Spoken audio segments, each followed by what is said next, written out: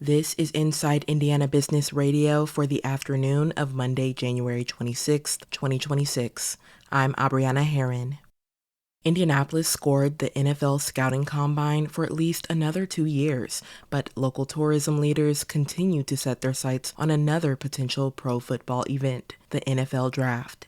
Visit Indy Executive Vice President Chris Gahl says that extending the Combine contract is important because it gives local officials the opportunity to show off the city. We need those NFL executives on the ground routinely so that they see our city growing and they have the confidence into the future. And it signifies, when the NFL says yes to a city, it signifies a strong city.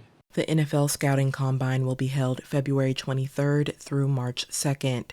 Next month, Gahl, along with sports organization officials, plan to take NFL executives to view 3 possible sites for the NFL Draft: Military Park, the White River State Park, and the south side of Lucas Oil Stadium. The NAIA Swimming and Diving National Championships will return to Northern Indiana for a second consecutive year. Bethel University is partnering with the Elkhart Community Foundation and the Elkhart County Convention and Visitors Bureau to host the event.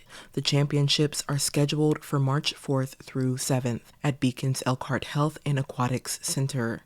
It will feature top athletes from more than 20 collegiate programs nationwide. TechPoint, the Indianapolis-based growth initiative for the state's technology sector, has announced new leadership for its Chief Information Officer Network Advisory Board. Heather Daring, CIO at Indianapolis-based fraternal organization Kappa Alpha Theta, has been named president. Todd Bandowski, Chief Technology Officer at Weaver Popcorn, has been named vice president. Inside Indiana Business Radio on Demand is made possible by the following. Thanks for listening to this IBJ Media podcast. You're probably going to remember this ad. Do you know why? Podcast advertising works.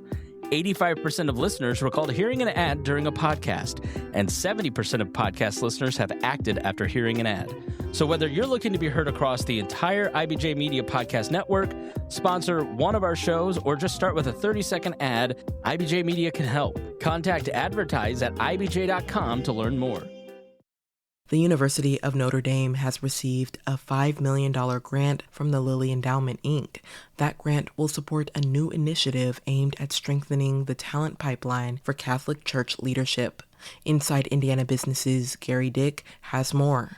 Notre Dame's 5-year project is titled New Horizons, Educating and Forming Tomorrow's Catholic Leaders. It will focus on the school's Master of Arts and Master of Divinity programs within the Department of Theology. The initiative is led by the Reverend Kevin Grove, an associate professor of theology. Notre Dame says it plans to support nearly 45 students entering the programs, with an additional 100 participating in discernment and mentorship activities related to church leadership. According to the university, the effort is designed to reduce financial barriers, provide clearer academic and vocational pathways, and expand support for prospective leaders, especially those from underserved communities and mission dioceses. New Horizons will provide full tuition for Master of Arts students and stipends for Master of Divinity students, along with career placement support. The program will recruit participants through partnerships with organizations, including the Catholic Extension Society and the Fellowship of Catholic University Students. Participants will also engage in cohort-based experiences that introduce them to Notre Dame's graduate theology programs. The grant is part of Lilly Endowment's Pathways for Tomorrow initiative, which has awarded more than $700 million since 2021. This is Gerry Dick for Inside Indiana Business Radio.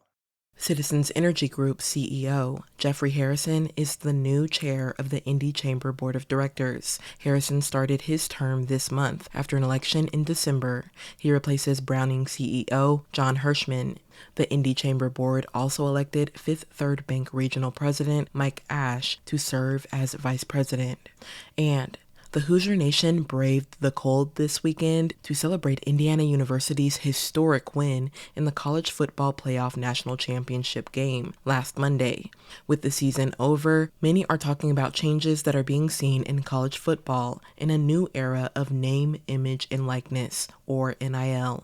For decades, the sport's biggest winners have been the biggest brands and the richest programs.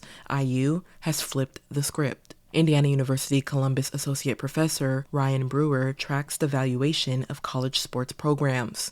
He says the IU football program is soaring, with an estimated value up nearly 70% this year to $650 million. That outcome on Monday night was special because national titles don't have an expiration date. You can look back on national titles and they add to the coffers and they stay. As the college football world continues to adjust to new economic realities, it stares down tough decisions, especially, Brewer says, for smaller schools outside of those powerful conferences, who may have trouble bringing in cash flow with this new structure. I'm Abriana Herron for Inside Indiana Business Radio On Demand.